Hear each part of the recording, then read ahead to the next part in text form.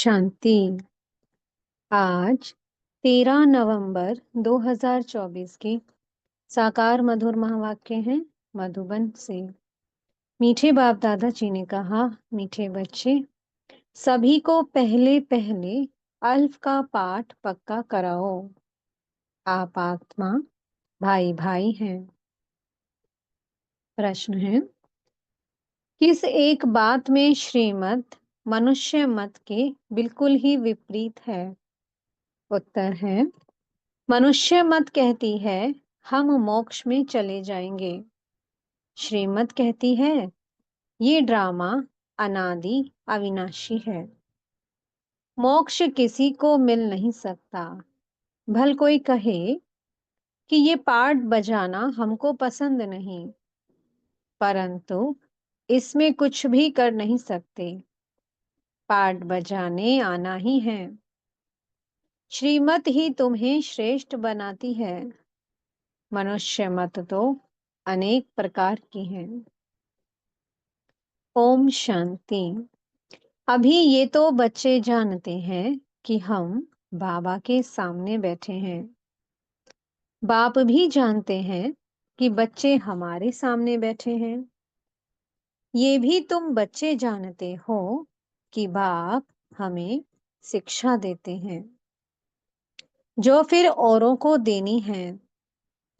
पहले पहले तो बाप का ही परिचय देना है, क्योंकि सभी बाप को और बाप की शिक्षा को भूले हुए हैं। अभी जो बाप पढ़ाते हैं, ये पढ़ाई फिर 5000 वर्ष बाद मिलेगी। ये ज्ञान और कोई को है नहीं। मुख्य हुआ बाप का परिचय, फिर ये सब समझाना है। हम सब भाई भाई हैं।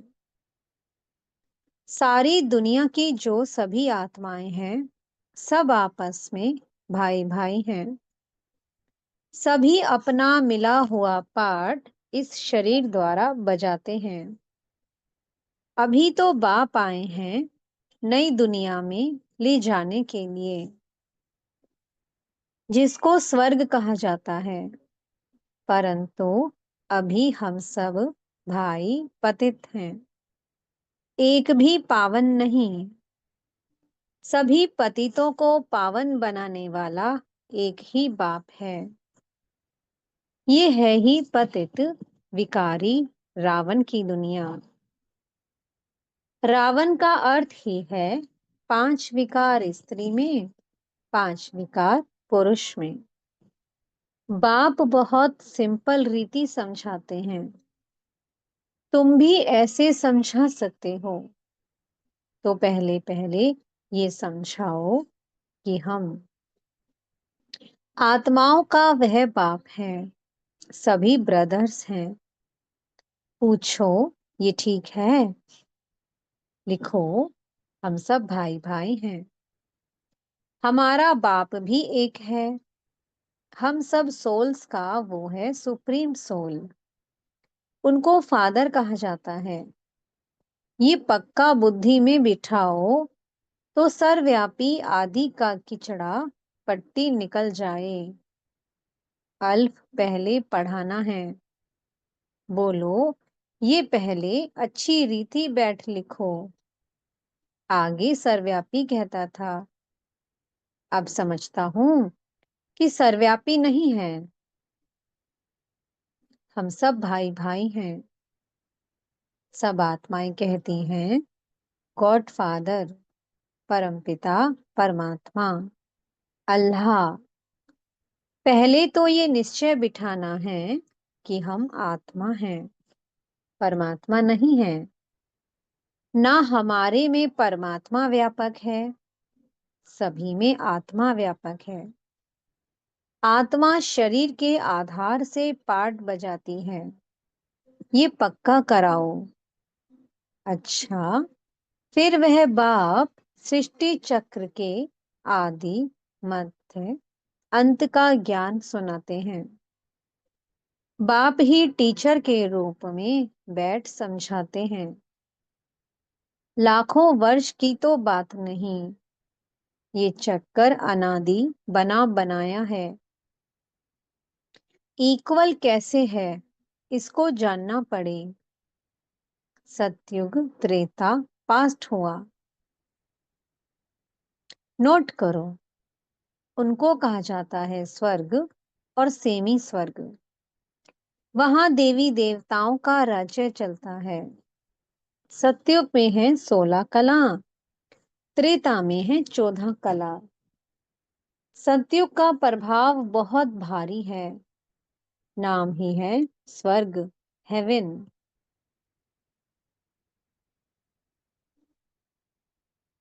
नई दुनिया सतयुग को कहा जाता है, उसकी ही महिमा करनी है। नई दुनिया में है ही एक आदि सनातन देवी देवता धर्म। चित्र भी तुम्हारे पास है निश्चय कराने के लिए। ये सृष्टि का चक्कर फिरता रहता है। इस कल्प की आयु ही 5000 वर्ष है। अब सूर्यवंशी चंद्रवंशी तो बुद्धि में बैठा। विष्णुपुरी ही बदल राम सीतापुरी बनती है। उनकी भी डिनाइस्टी चलती है ना। 2 युग पास्ट हुए, फिर आता है द्वापर युग। रावण का राज्य। देवताएं वाम मार्ग में चले जाते हैं तो विकार का सिस्टम बन जाता है।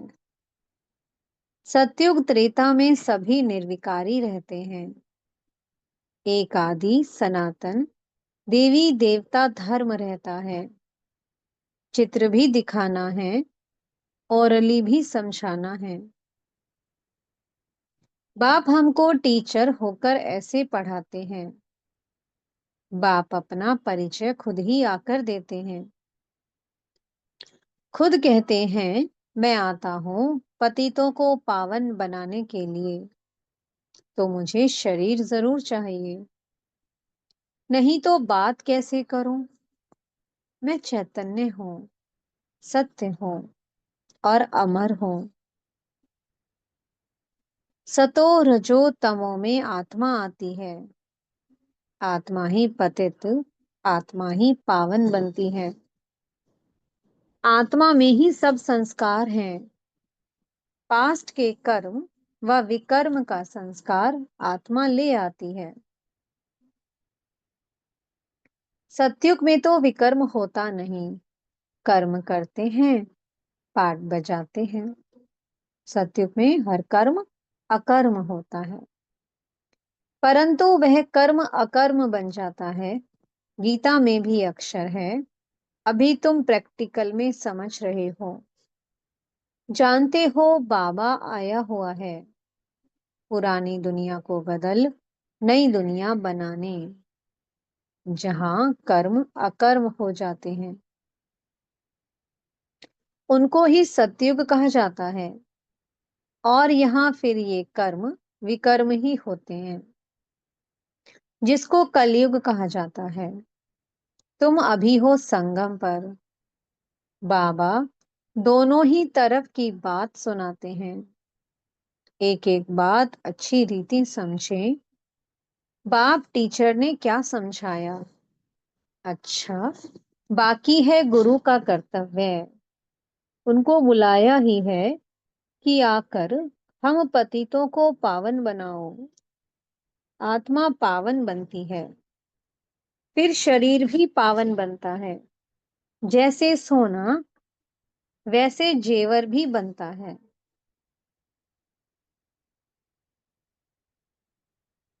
24 कैरेट का सोना लेंगे और खाद नहीं डालेंगे तो जेवर भी ऐसा सतो प्रधान बनेगा। अलाय डालने से फिर तमो प्रधान बन पड़ता है, क्योंकि खाद पड़ती है ना। पहले भारत 24 कैरेट पक्के सोने की चिड़िया था, अर्थात सतो प्रधान नई दुनिया थी। फिर अब तमो प्रधान है। पहले प्योर सोना है, नई दुनिया पवित्र, पुरानी दुनिया अपवित्र। खाद पड़ती जाती है। ये बाप ही समझाते हैं। और कोई मनुष्य गुरु लोग नहीं जानते, बुलाते हैं आकर पावन बनाओ। सतगुरु का काम है वानप्रस्थ अवस्था में मनुष्यों को गृहस्थ से किनारा कराना। तो यह सारी नॉलेज ड्रामा प्लान अनुसार बाप ही आकर देते हैं। वो है मनुष्य सृष्टि का बीज रूप। वही सारे वृक्ष की नॉलेज समझाते हैं। शिव बाबा का नाम सदैव शिव ही है।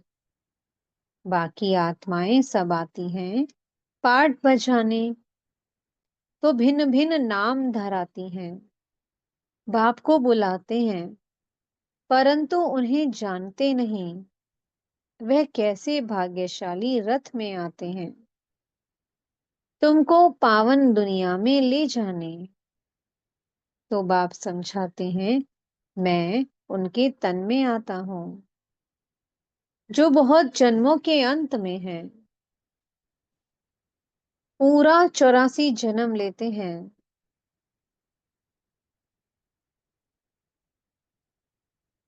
राजाओं का राजा बनाने के लिए इस भाग्यशाली रथ में प्रवेश करना होता है। पहले नंबर में है श्री कृष्ण। वो है नई दुनिया का मालिक। फिर वही नीचे उतरते हैं, सूर्यवंशी, चंद्रवंशी, फिर वैश्य, शूद्रवंशी, फिर ब्रह्मावंशी बनते हैं। गोल्डन से सिल्वर, कॉपर, आयरन, फिर तुम आयरन से गोल्डन बन रहे हो। बाप कहते हैं, मुझ एक अपने बाप को याद करो जिसमें मैंने प्रवेश किया है। इनकी आत्मा में तो जरा भी ये नॉलेज नहीं थी, इनमें मैं प्रवेश करता हूं, इसलिए इनको भाग्यशाली रथ कहा जाता है। खुद कहते हैं, मैं इनके बहुत जन्मों के अंत में आता हूं। गीता में अक्षर एक्यूरेट है। गीता को ही सर्वशास्त्रमयी शिरोमणि कहा जाता है। इस संगम युग पर ही बाप आकर ब्राह्मण कुल और देवी देवता कुल की स्थापना करते हैं। औरों का तो सबको मालूम है ही, इनको कोई को पता नहीं है। बहुत जन्मों के अंत में अर्थात संगम युग पर ही बाप आते हैं। बाप कहते हैं, मैं बीज रूप हूं। श्री कृष्ण तो है ही सतयुग का रहवासी, उनको दूसरी जगह तो कोई देख ना सके। पुनर्जन्म में तो नाम रूप देश काल सब बदल जाता है।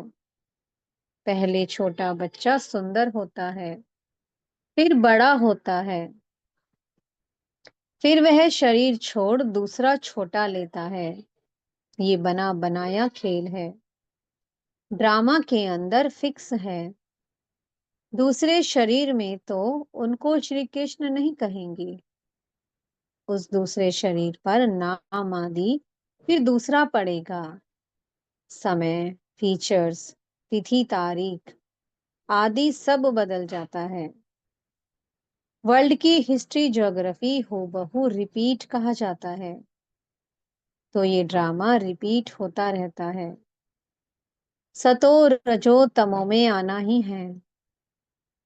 सृष्टि का नाम, युग का नाम सब बदलते जाते हैं। अभी ये है संगम युग। मैं आता ही हूं संगम पर। ये हमको अंदर में पक्का करना है।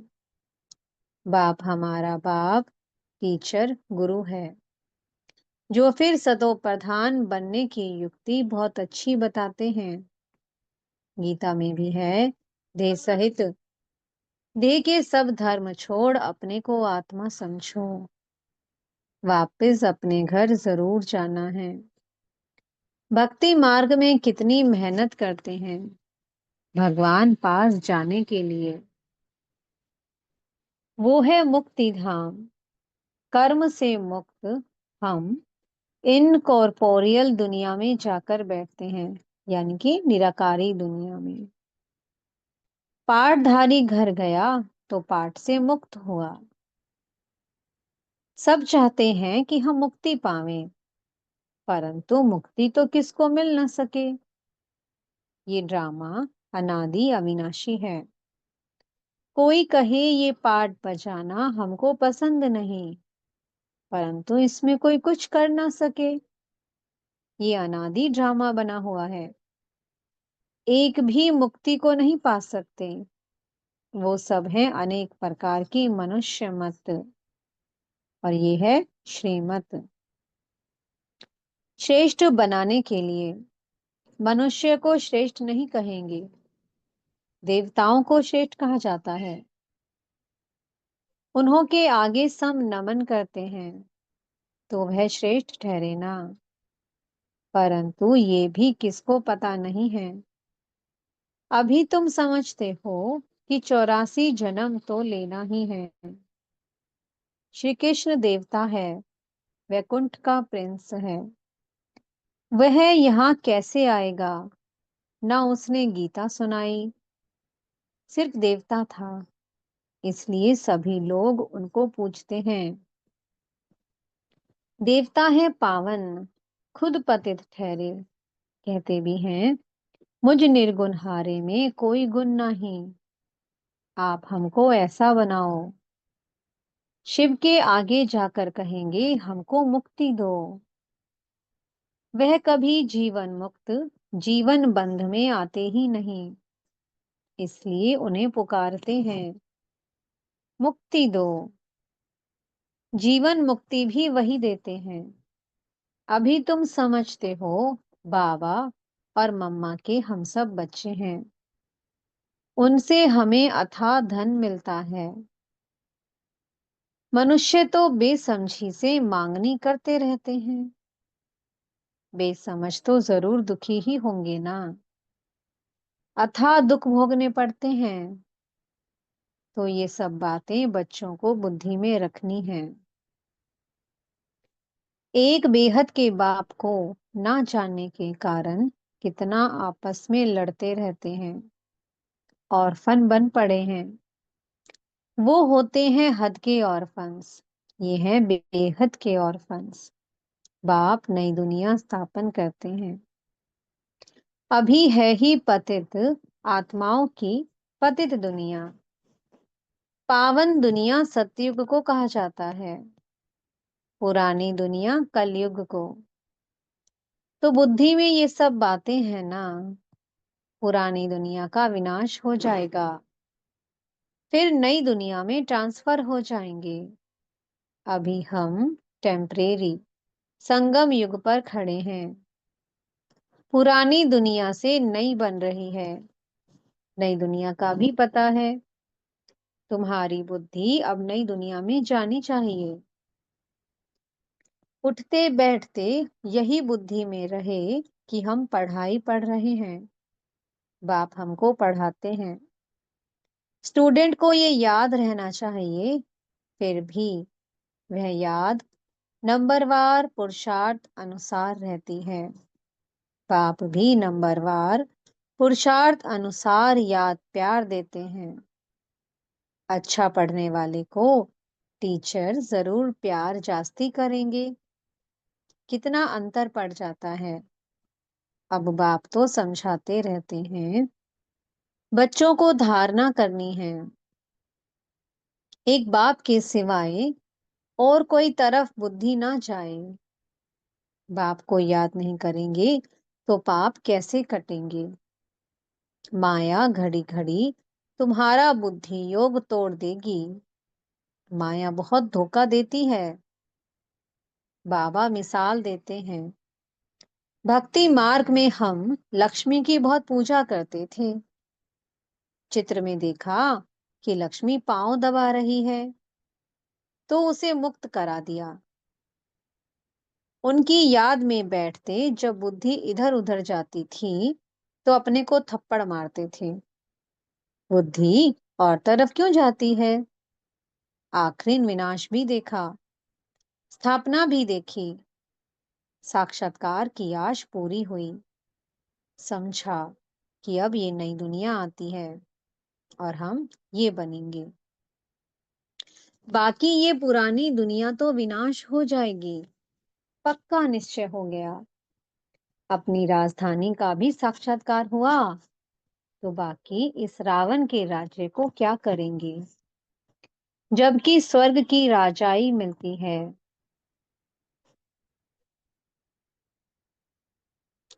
ये हुई ईश्वरीय बुद्धि।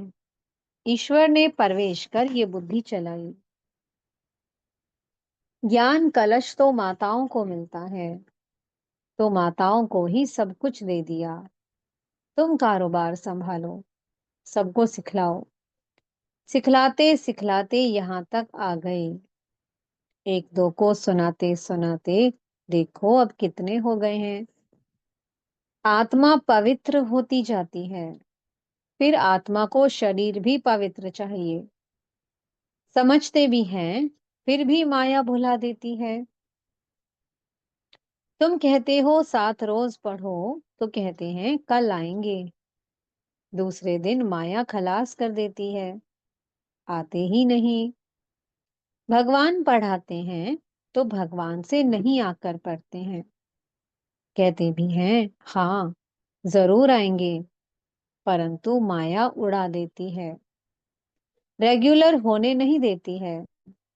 जिन्होंने कल्प पहले पुरुषार्थ किया वो जरूर करेंगे, और कोई हट्टी है नहीं। तुम पुरुषार्थ बहुत करते हो, बड़े बड़े म्यूजियम बनाते हो। जिन्होंने कल्प पहले समझा है वही समझेंगे, विनाश होना है, स्थापना भी होती जाती है। आत्मा पढ़कर फर्स्ट क्लास शरीर लेगी। एम ऑब्जेक्ट ये है ना। ये याद क्यों नहीं पड़ना चाहिए। अभी हम नई दुनिया में जाते हैं, अपने पुरुषार्थ अनुसार। अच्छा, मीठे मीठे सी की लदे बच्चों प्रति माता पिता बाप दादा का याद प्यार और गुड मॉर्निंग। रूहानी बाप की रूहानी बच्चों को नमस्ते। हम रूहानी बच्चों की मीठे रूहानी बाप दादा जी को बहुत बहुत याद प्यार गुड मॉर्निंग और नमस्ते। धारणा के लिए मुख्य सार है। पहला पॉइंट, बुद्धि में सदा याद रहे कि अभी हम थोड़े समय के लिए संगम युग में बैठे हैं। पुरानी दुनिया विनाश होगी तो हम नई दुनिया में ट्रांसफर हो जाएंगे, इसलिए इससे बुद्धि योग निकाल देना है। दूसरा पॉइंट है, सभी आत्माओं को बाप का परिचय दे कर्म अकर्म विकर्म की गुह्या गति सुनानी है। पहले अल्प का ही पाठ पक्का कराना है। मीठे सतगुरु जी वरदान दे रहे हैं। श्रेष्ठ प्राप्तियों के प्रत्यक्ष फल द्वारा सदा खुशहाल रहने वाले एवर हेल्दी भव। संगम युग पर अभी अभी किया और अभी अभी श्रेष्ठ प्राप्ति की अनुभूति हुई, यही है प्रत्यक्ष फल।